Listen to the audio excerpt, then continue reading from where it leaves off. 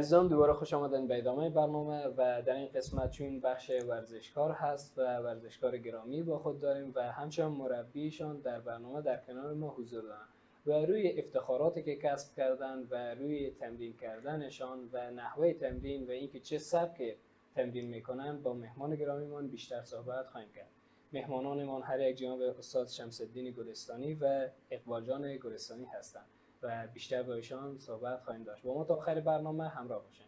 در قدم نخست سلام عرض احترام خدمت استاد گلستانی. عرض سلام خدمت شما و تلویزیون اصلاح. خدا کنه جورت یار صحتمند باشه. کسایی که ما رو بیننده سلام مجدد دارم برای تمام مردم افغانستان، خصوصا ولایت هرات، ورزش دوست هرات. ممنونم از شما. اقبال جان عزیز خوش آمده. تشکر، زنده باشید. ممنونم از شما. جناب استاد از شما شروع میکنیم.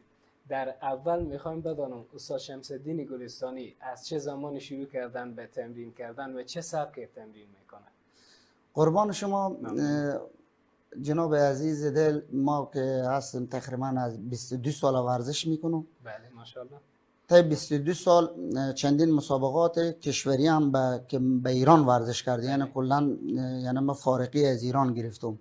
خب بعد چندین مسابقه هم دادم اونجا، چیزی بود که منتها از حساب آشنایی و خیلی زیاده بالاخره بین مردم جامعه و در ورزش مطرح نبود، بالخصوص هم ام ام ای حدود 10 سال میشه که واقعا خب مطرح شده، رشد کرده، برای کسای زیاد هست که رجوع میاره برای ام ام ای.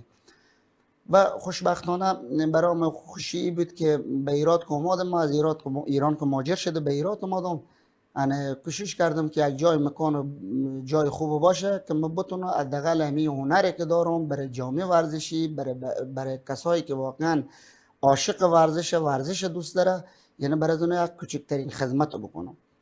خب الحمدلله خوشبختانه خوشحالم که تونستم بالاخره تا این سنه برای مردم بالخصوصا ایرات یعنی یک هنرنمایی خوب بکنم و یک قهرمانان خوب به جامعه تربیت کنم.